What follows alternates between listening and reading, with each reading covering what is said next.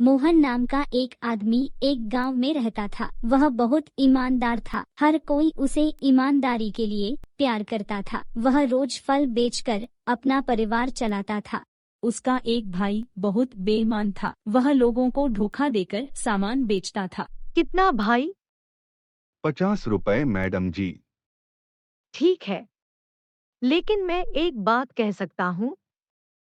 हाँ कहें। आपके स्टोर में सबसे कम कीमत। आप बहुत अच्छे हैं। इतना कहकर लड़की बाहर चली जाती है, लेकिन उसका भाई इस घटना को देखकर बहुत नाराज हो जाता है। फिर उसके पास आता है और कहता है, क्या हमारा कारोबार आपके लिए बंद हो जाएगा? कल से तुम यहाँ व्यापार नहीं करोगे। दूसरे स्थान पर जाओ। इतना कहकर मोहन ने अगले दिन गांव में दूसरी जगह दुकान खोल ली। वहां मोहन की बहुत सारी चीजें बिक रही है और हर कोई उससे प्यार करता है, क्योंकि वह बहुत कम कीमत पर चीजें बेचता है।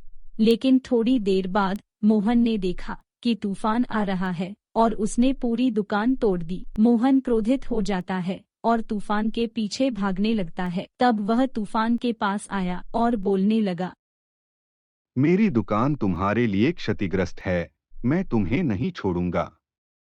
तभी अचानक परी प्रकट हुई और बोलने लगी, मैं स्वर्ग का दूत हूँ। मैंने जानबूझकर आपके स्टोर को नुकसान नहीं पहुँचाया।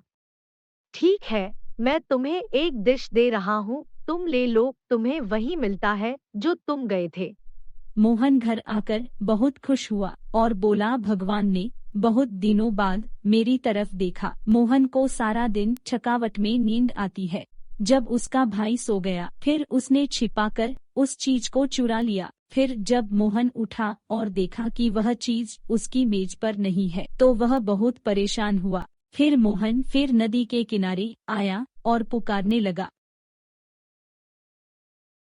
फिर वह एक और उपहार देता है। फिर मोहन घर आता है और जब रात को सो जाता है तो उसका भाई फिर छिप जाता है और चोरी कर लेता है।